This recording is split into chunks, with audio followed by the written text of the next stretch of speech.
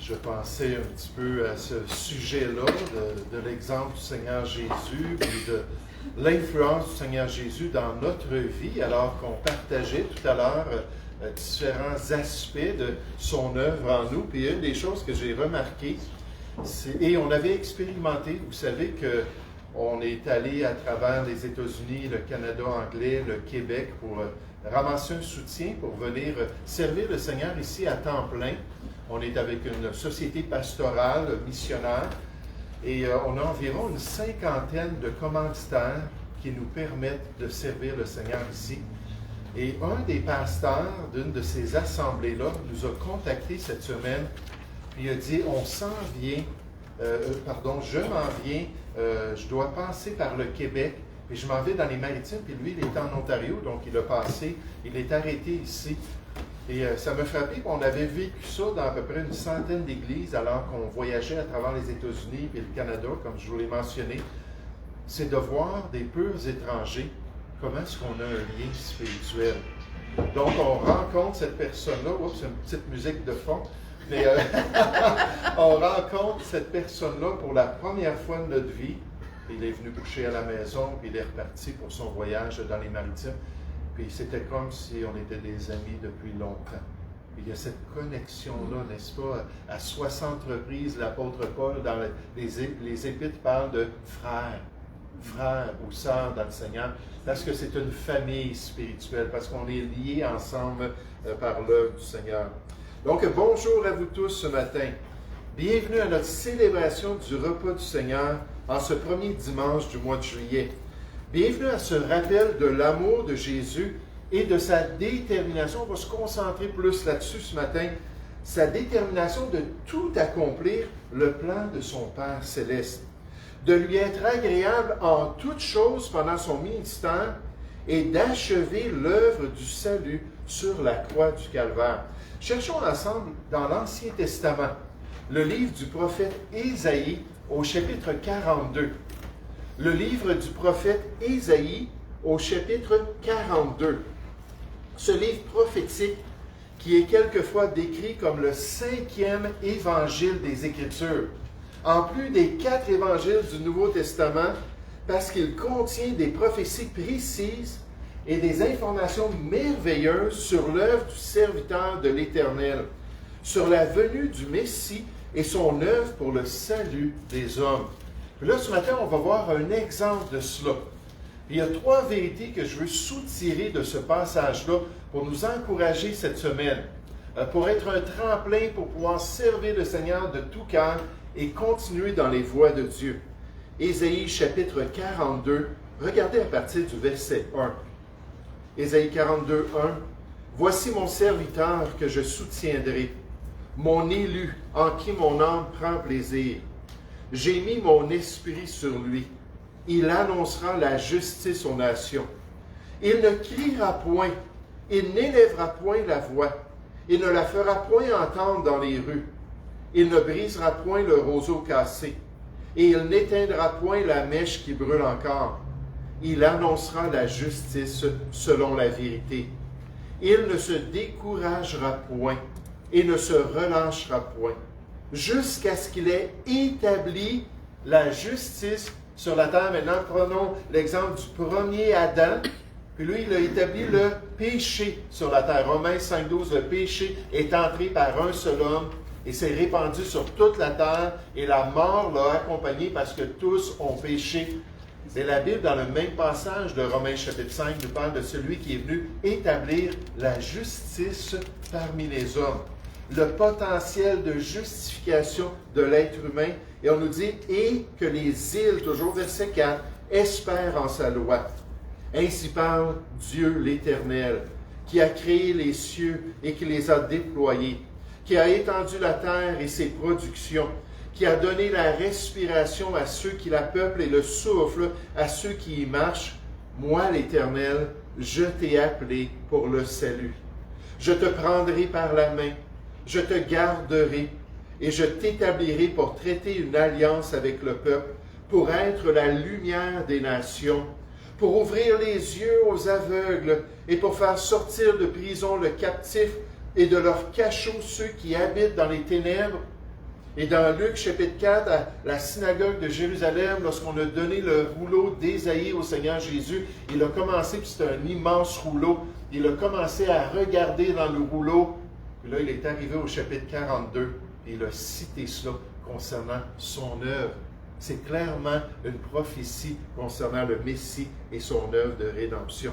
Et ce matin, j'aimerais qu'on puisse regarder une vertu merveilleuse qui a rendu le ministère de Christ particulièrement efficace pour le salut des hommes, qui permit au Seigneur Jésus d'accomplir tout le plan de Dieu pour la rédemption des pécheurs, qui lui permit enfin de s'écrier à Golgotha, comme on l'a vu un peu plus tôt, dans Jean 19, verset 30, « Tout est accompli ». Juste avant qu'il rende l'âme à son Père céleste, puis qu'il retourne dans la gloire, on nous dit qu'il a dit « Tout est accompli ». C'est fait. C'est complété. Le salut est maintenant disponible pour l'être humain parce que je l'ai achevé sur la croix du Calvaire. Cette vertu particulière, on la voit clairement au verset 4 dans notre texte principal. Regardez dans Ésaïe chapitre 42 au verset 4.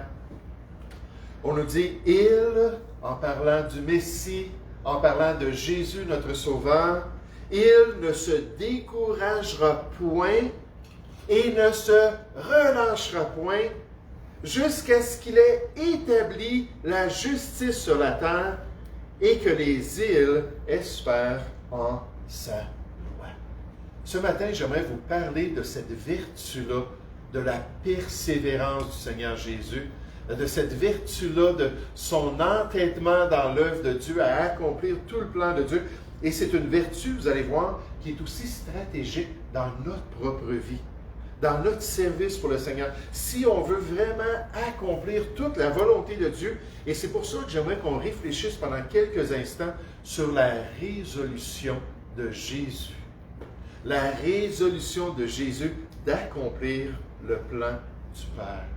Durant tout son ministère, et surtout dans les derniers instants de sa vie sur terre, durant son supplice au Calvaire, Jésus a eu cette résolution. En fait, on décrit son dernier voyage à Jérusalem à travers tous ces 3 ou 4 ans-là de ministère. On nous dit, Jésus prit la résolution de se rendre à Jérusalem pour être rejeté par le peuple, pour être trahi par ses dirigeants, pour être livré aux païens, pour être condamné à mort, pour être exécuté. Tout cela était là dans cette dernière visite-là.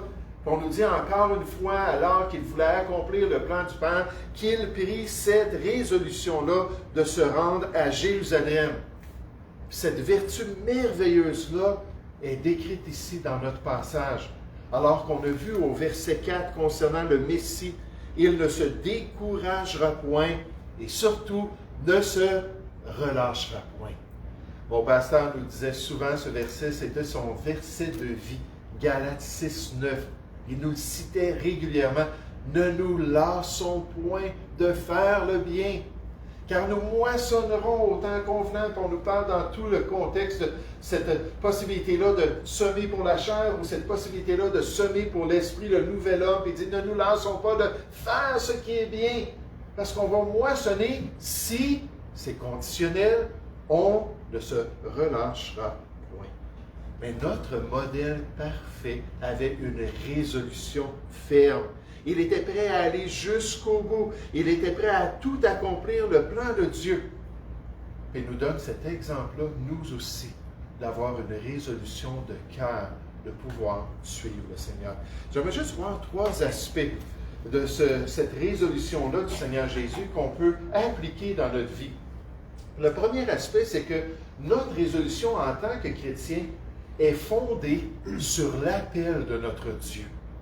Notre résolution en tant que chrétien est fondée sur l'appel de Dieu. Notre capacité de continuer jusqu'à la fin, jusqu'à la ligne d'arrivée dans la volonté de Dieu, de compléter notre service chrétien pour le Seigneur, dépend en grande partie de notre compréhension de l'appel de Dieu sur notre vie, de notre discernement de son plan pour notre marche chrétienne, de l'acceptation, quelqu'un a mentionné ça un peu plus tôt, de l'acceptation de celui-ci, du plan de Dieu, de l'appel de Dieu, de tout cœur, pour ensuite poursuivre dans notre marche chrétienne la volonté de Dieu et accomplir son plan pour notre vie.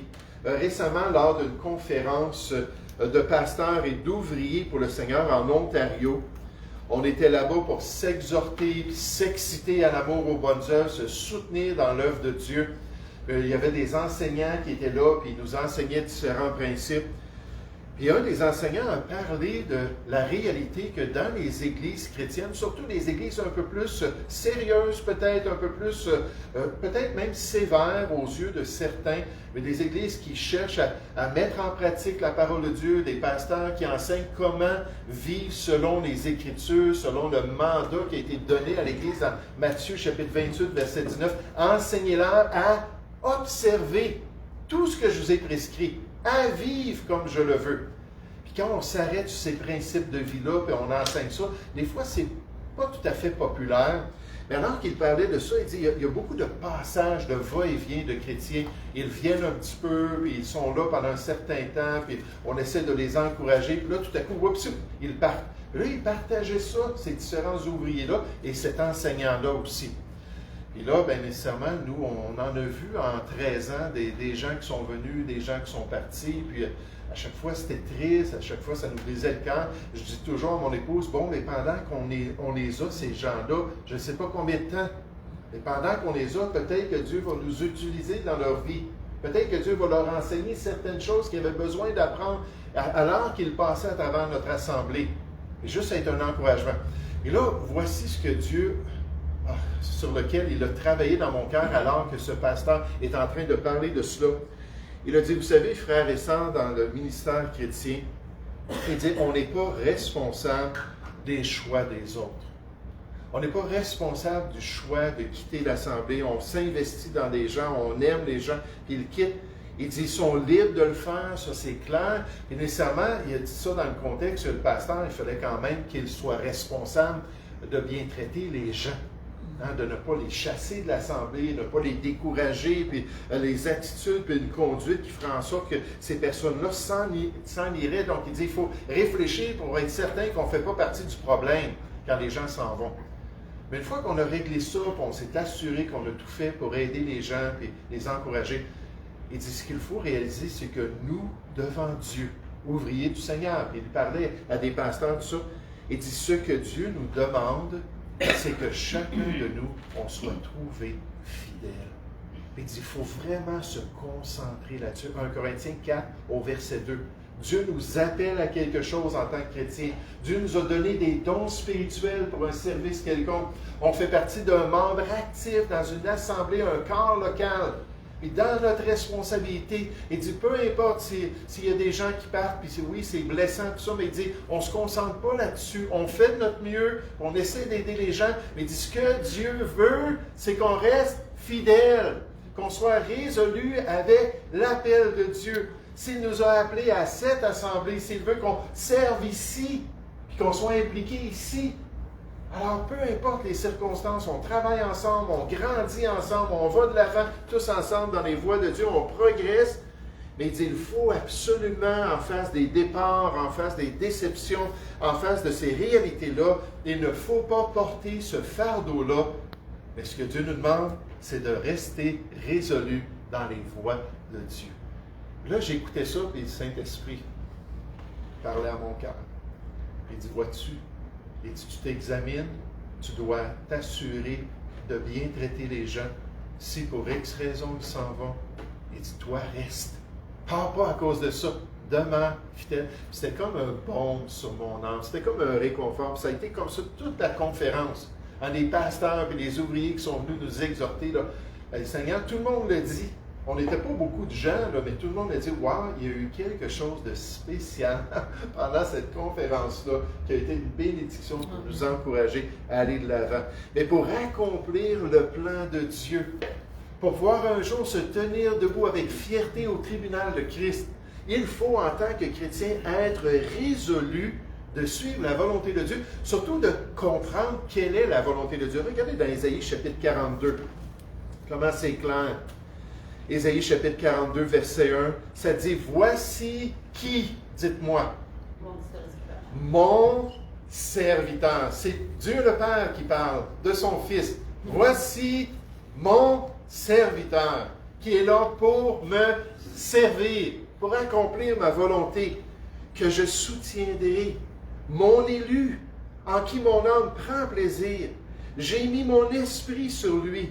Il annoncera la justice aux nations. Verset 6. Moi, l'Éternel, je t'ai appelé pour le salut. Je te prendrai par la main.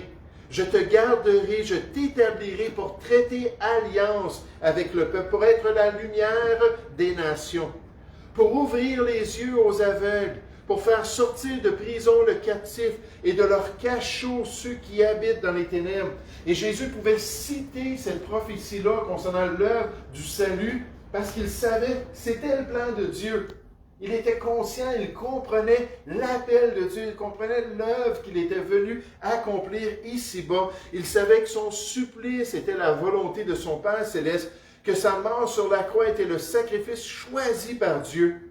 Puis ainsi, il a pu dire vers la fin de son ministère, en résumé, prophétiquement, il a dit à son Père céleste, « Je t'ai glorifié sur la terre. » Est-ce que c'est ça qu'on veut faire? Puis on va voir ça dans notre dernier point ce matin, comme notre frère l'a mentionné, de glorifier Dieu. Il faut connaître l'appel de Dieu. Il faut saisir son plan. Qu'est-ce que Dieu s'attend à ce que je fasse? Il y a des choses de base qui est un appel pour tous les chrétiens. Comme on va voir, il y a un appel plus particulier pour chacun de nous. Seigneur, montre-moi-le. Seigneur, aide-moi à comprendre quels sont mes dons spirituels. Aide-moi à comprendre quel est l'équipement que tu m'as donné pour te servir. Comment est-ce que tu me permets d'avoir une grâce spéciale pour être une bénédiction pour les autres. Aide-moi à connaître les détails de ces choses comme on va voir. Je t'ai glorifié sur la terre. Gloire à Dieu. J'ai achevé l'œuvre que tu m'as donné à faire. Étant parfaitement conscient de l'appel de son Dieu. Est-ce qu'en tant que chrétien, on peut être sincère ce matin et dire, oui, je sais ce que le Seigneur s'attend de moi? Est-ce qu'on peut vraiment dire, oui, Seigneur, je sais quelles sont ces œuvres que tu as préparées d'avance pour moi? Puis est-ce que ces choses-là sont une priorité dans notre vie?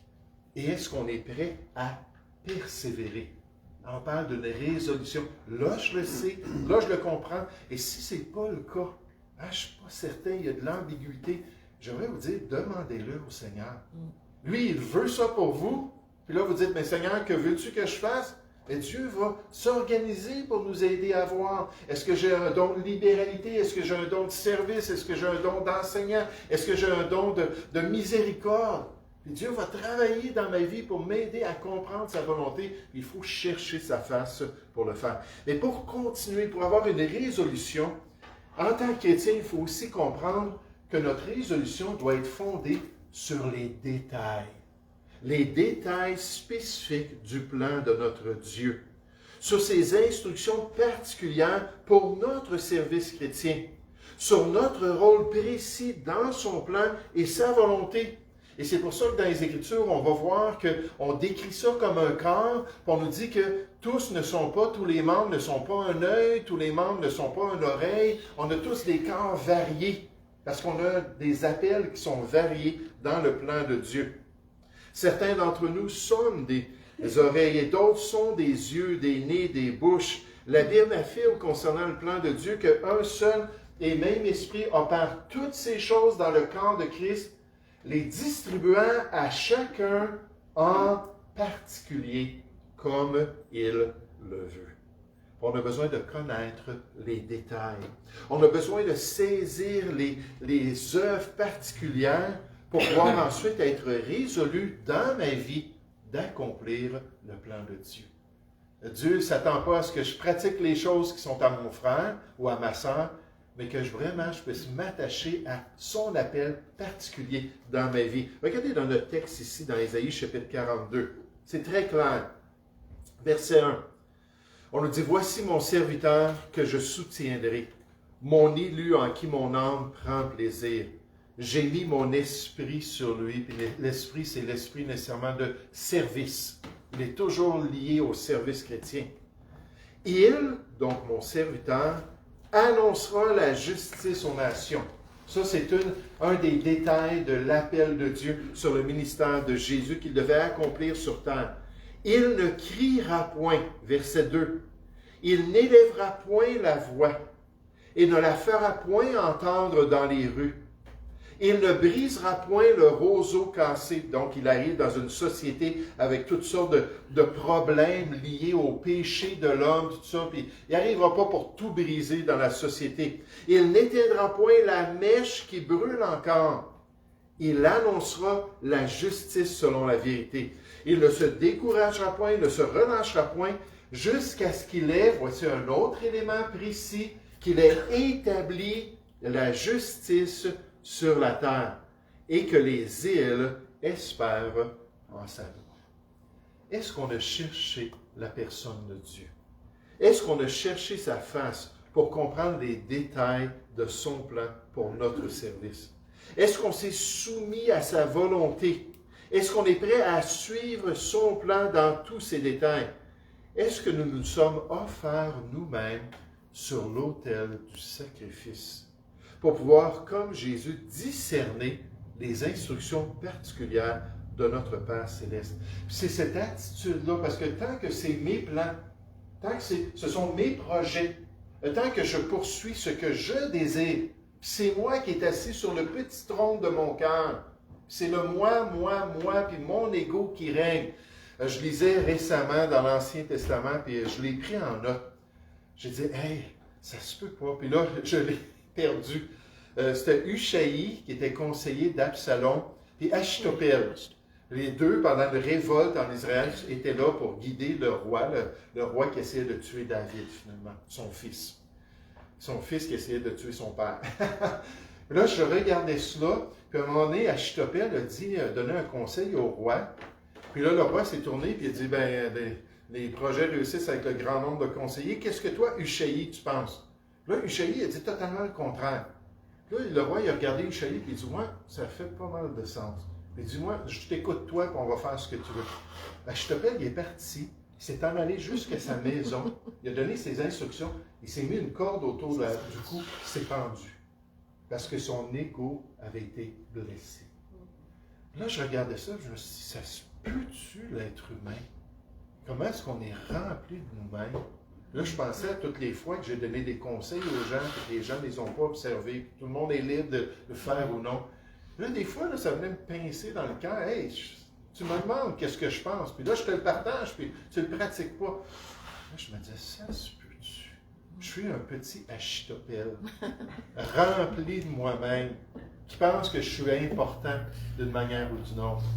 Bien ici, on voit là, cette réalité-là que tant qu'on n'est pas prêt à dire « Non, je m'offre à Dieu, puis je me sacrifie à toi, Seigneur. Puis sur cette terre, c'est ta volonté que je veux poursuivre. Hein, c'est ton plan, puis ton appel que je veux accomplir. » Puis tant qu'on n'arrive pas à cette attitude-là, puis on dit « Seigneur, que veux-tu que je fasse? » Mais Seigneur, il nous dit « Oui, mais tu ne veux même pas le faire.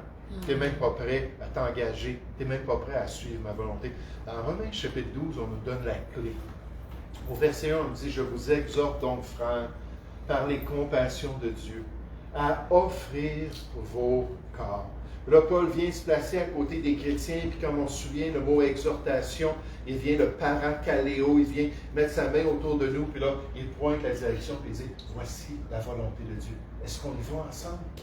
Voici ce que le Seigneur s'attend de nous en tant que chrétiens. Je vous exhorte donc, frères, par les compassions de Dieu, à offrir, c'est votre choix, vous devez, pour plaire à Dieu, offrir vos corps comme un sacrifice, un renoncement vivant, saint, agréable à Dieu. Ce qui sera de votre part un culte raisonnable, quelque chose de bien réfléchi. Hein, qu'on pense à la parole de Dieu, qu'on pense à l'œuvre de Christ, qu'on pense à notre redevabilité spirituelle, c'est quelque chose qui est bien réfléchi pour adorer le Seigneur.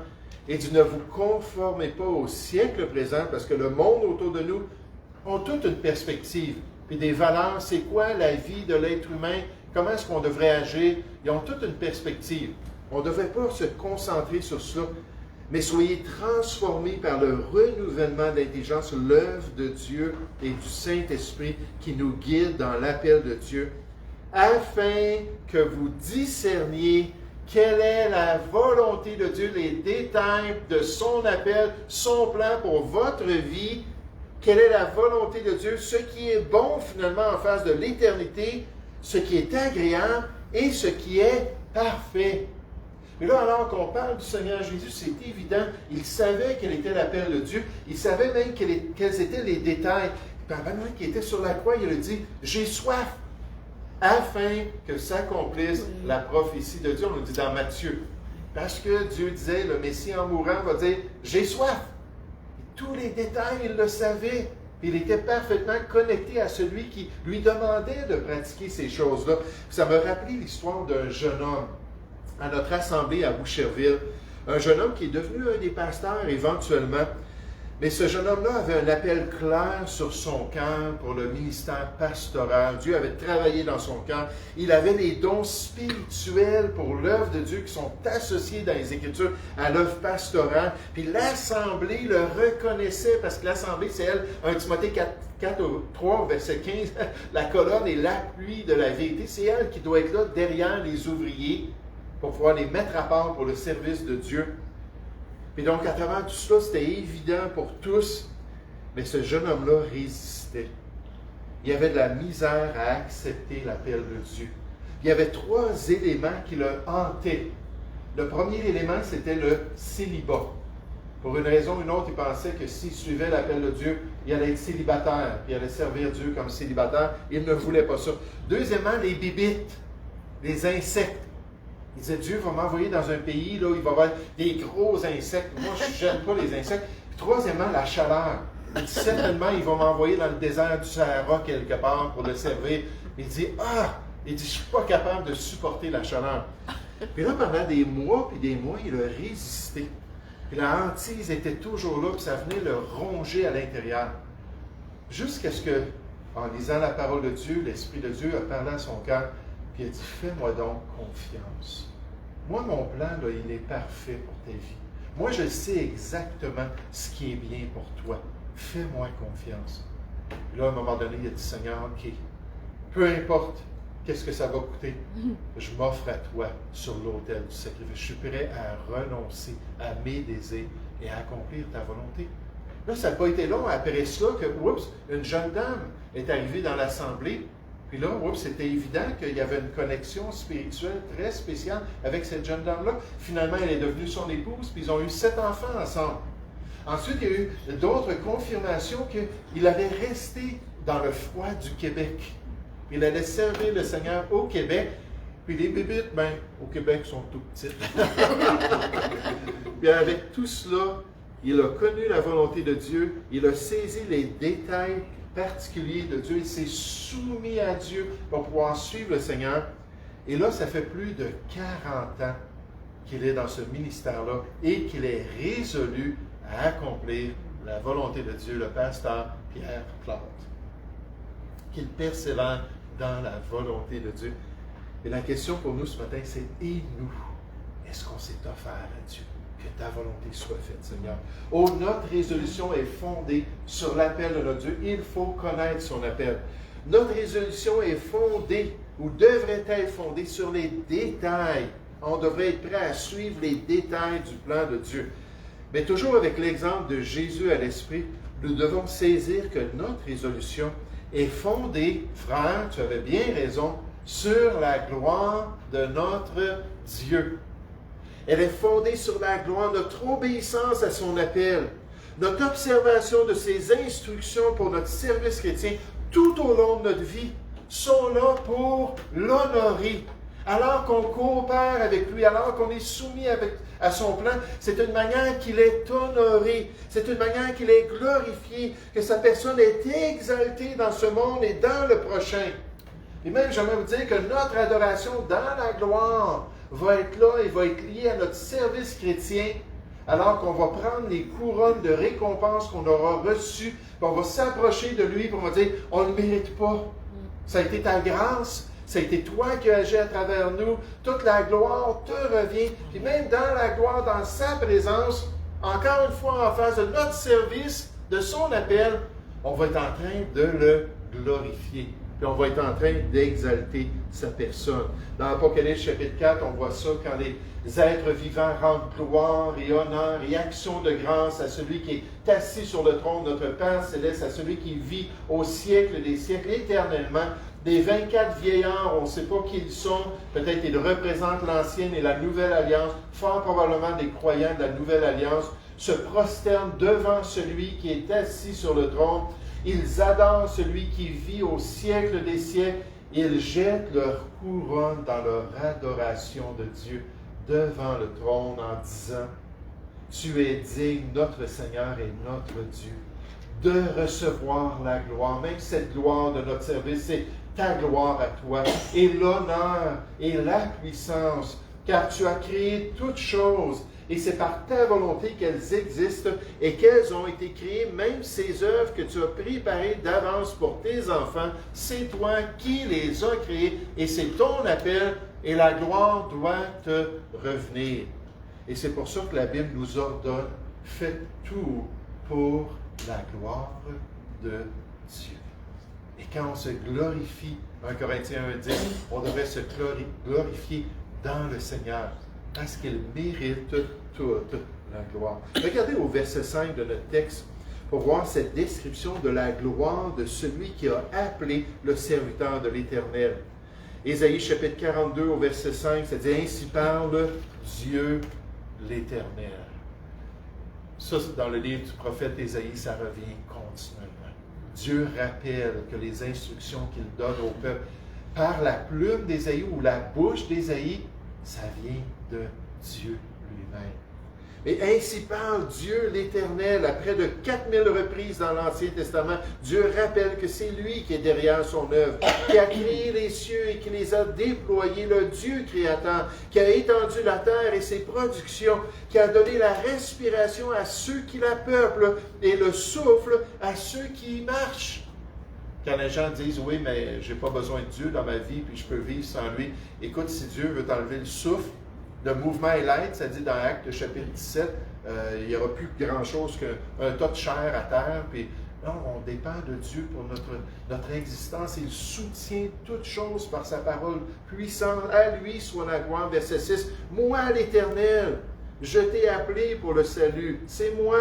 Je te prendrai par la main. Je te garderai. Je t'établirai pour traiter alliance avec le peuple, pour être la lumière des nations, pour ouvrir les yeux des aveugles, pour faire sortir de prison le captif et de leur cachot ceux qui habitent dans les ténèbres. Je suis l'Éternel, c'est là mon nom.